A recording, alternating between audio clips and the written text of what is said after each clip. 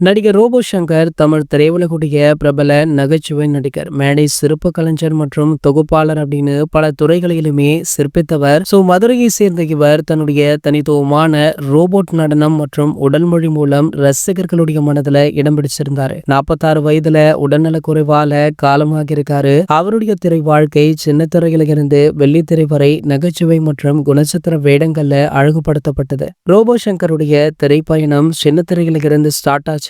Vijay TV உடைய கலக்கப்போவது யாரு stand up comedy மூலம் பிரபலமானார். இந்த நிகழ்ச்சி அவருடைய தனித்துவமான உடல் மொழி மற்றும் நகைச்சுவை திறனை வெளிப்படுத்தியது. பின்னர் கிங் ஆஃப் காமெடி ஜூனியர், செம்பருத்தி போன்ற நிகழ்ச்சிகள்ல தொகுப்பாளராகவும் நடிகராகவுமே செயல்பட்டார். இவை அவரை தமிழ் சின்னத்திரை ரசிகர்களிடம் பிரதிபலிக்க வச்சது. 1997 முதல் திரைப்படங்கள்ல சிறு வேடங்கள்ல நடிச்சிட்டு இருந்தாரு. ரஜினி சாருடைய படையப்பா படத்துல, அதாவது 1999 படத்துல சிறு பங்கு வகித்து அவருடைய முதல் தோற்றம் இருந்தது. ஆனா உண்மையான அறிமுகம் 2013 விஜய் சேதுபதியுடைய இதற்கு தானே ஆசைப்பட்டாய் பாலகுமாரா படத்துல கிடைச்சது. இதன் பிறகு அவர் 200க்கும் மேற்பட்ட படங்கள்ல நகைச்சுவை குணச்சித்திர வேடங்கள்ல நடிச்சிட்டாரு. 200க்கும் மேற்பட்ட படங்கள், ஏராளமான டிவி நிகழ்ச்சிகளின் மூலம் தனி ரசிகர்கள் பட்டாளத்தை உருவாக்கி இருந்தாரு. திரைத்துறையில குறிப்பிட்ட உச்சத்தை தொட்ட நிலையில இலங்கை, லண்டன் உள்ளிட்ட வெளிநாடுகளிலுமே நடைபெறும் கல நிகழ்ச்சிகள்ல பங்கேற்று வாய்ப்பு பெற்றாரு. அப்போது நண்பர்களுடன் சேர்ந்து மது பழக்கத்திற்கு அடிமையான அவர் 60 ரூபாய் தொடங்கி